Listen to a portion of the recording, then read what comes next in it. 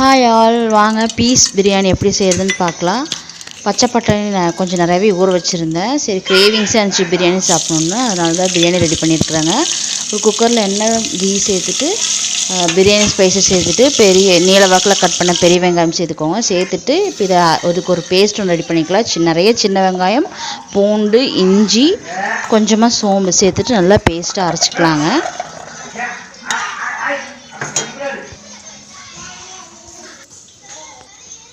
இப்போ இந்த வதக்கிட்டு இருக்கிற அந்த வெங்காயத்துக்குள்ளே 5 பச்சை மிளகாய் சேர்த்துருக்குறாங்க. அது நல்லா வதங்கட்டும். இது நான் பேஸ்ட்டாக அரைச்சிக்கலாம். இப்போ இது கூட மல்லித்தலை, புதினா தலை சேர்த்து அதே நல்லா வதக்கி விடுங்க. ஓரளவுக்கு வதங்கணும்.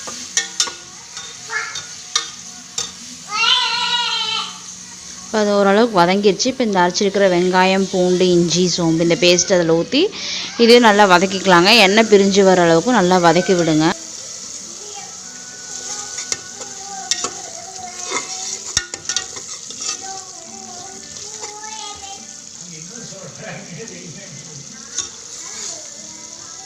பிரியாணி பொறுத்தளவுங்க நம்ம அந்த ஸ்பைசஸ் எந்த அளவுக்கு வதக்குறோமோ அதில் தான் டேஸ்ட் இருக்குங்க.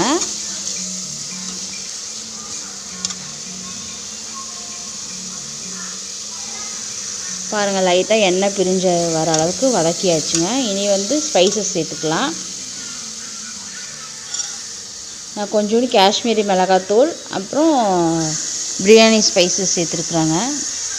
அப்புறம் சால்ட்டு, இதுக்கு தேவையான சால்ட்டு சேர்த்துட்டு நல்லா வதக்கி விடுங்க. ஓரளவுக்கு நல்லா வதங்கினதும் நீங்கள் என்ன வெஜிடபிள்ஸ் வேணாலும் ஆட் பண்ணிக்கலாம். நான்வெஜ் கூட ஆட் பண்ணிக்கலாம். நான் இங்கே பீஸ் ஊற வச்சு வேக வச்சுருந்தேன். அதை ஆட் பண்ணி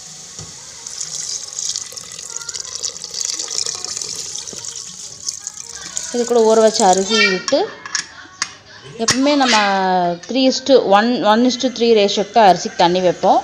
ஆனால் பிரியாணிக்கு 1:2 வச்சா போதுங்க. இப்போது ஒரு மீடியம் ஃப்ளேமில் ஒரு 1/2 hour குக் பண்ணி எடுத்திங்கன்னா விசில் வேண்டாம்.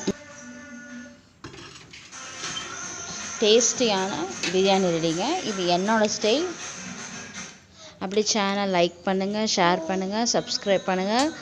இந்த ரெசிபி ட்ரை பண்ணி பார்த்துட்டு கமெண்ட் பாக்ஸில் கமெண்ட் பண்ணுங்கள். தேங்க்யூ.